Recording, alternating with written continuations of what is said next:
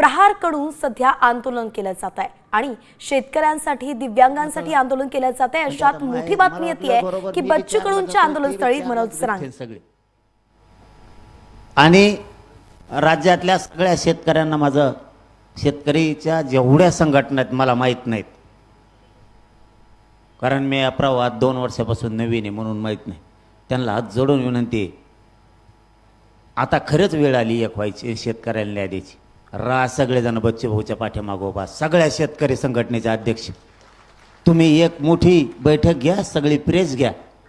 शेतकरी संघटनेचे जे उभ्या आयुष्यभर शेतकऱ्यांसाठी लढतात आणि त्यांनी एक डेडलाईन द्या आम्हाला,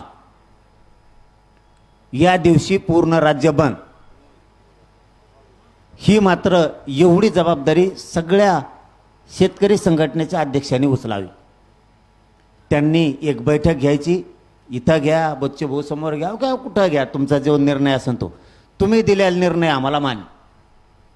त्यांनी आम्हाला सांगा ह्या दिवशी बंद, जर पुरं राज्य बंद नाही केलं ना तर बच्चू भाऊ तुम्हाला तोंड बी दाखवणार नाहीत, आम्ही पुरं राज्य जाम करून टाकू। माया बी तोंडातलं आलंय, लय बोलत नाही मी, पण जेवढं बोललं तेवढं पाळीन। मला बोलायला त्रास होतोय, पण आता भाऊवर माझा आलंय जीव आहे, कारण भाऊचा मायावर तेवढाच। भाऊ बी अंतरवाली सारखे येडे घालायचे,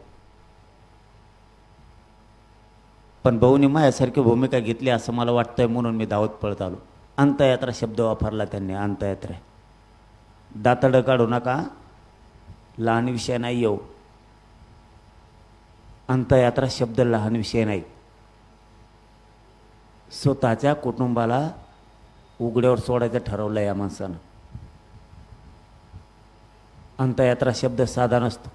जो स्वतःच्या बायकोच्या कंपाळाचं कुंकू पसायला भेट नाही ना, अशा शेतकरी नेत्याच्या पाठीमागं राज्यातल्या सगळ्या शेतकऱ्यांनी राजकारण सोडून उभं राहिलं पाहिजे।